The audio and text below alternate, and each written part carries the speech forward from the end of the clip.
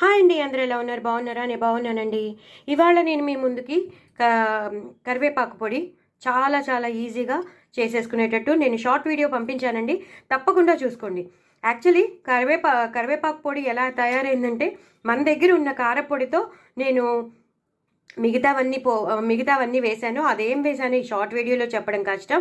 So చాలా short video పంపిస్తున్నాను, 3 minute short video పంపిస్తున్నాను. కాబట్టి తప్పకుండా మీరు కారపొడి నుంచి కరివేపాకు పొడి ఎలా అయ్యిందో అది మీరు తెలుసుకోవాలంటే మాత్రం కంపల్సరీ షార్ట్ వీడియో చూడాల్సిందే. ఇది మొదటి ముద్దలో చక్కగా వేడివేడి అన్నంలో నెయ్యి వేసుకుని మొదటి ముద్దలో తినేస్తే మనకి ఇప్పుడు వచ్చే వర్షాకాలంలో వచ్చే దగ్గు, జలుబు, జ్వరం, మనకి ఎలాంటి ప్రాబ్లమ్స్ వచ్చినా, వైరల్ ఫీవర్స్ వచ్చినా, నోటికి సహించకపోవడం, ఆకలి లేకపోవడం, ఇవన్నీ ఉంటాయి కదా. సో అవన్నీ మనకి తీరాలంటే, మనకి తగ్గిపోవాలంటే ఇలా మనం కరివేపాకు పొడి చేసేసుకోవాలి. అది ఎలా అయిందంటే కారపొడి నుంచి కరివేపాకు పొడి అయింది.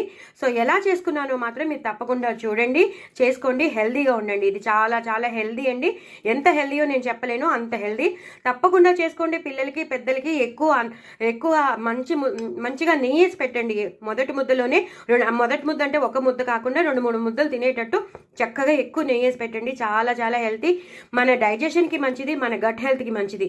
నిజం చెప్తున్నాను, ఎంత మంచిదంటే అంత మంచిది, అంత టేస్టీగానే ఉంటుంది.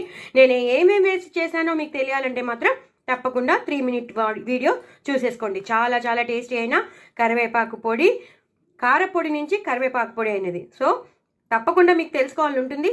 ఆతృత మీరు తప్పకుండా తీర్చేసుకోండి, ఓకేనా?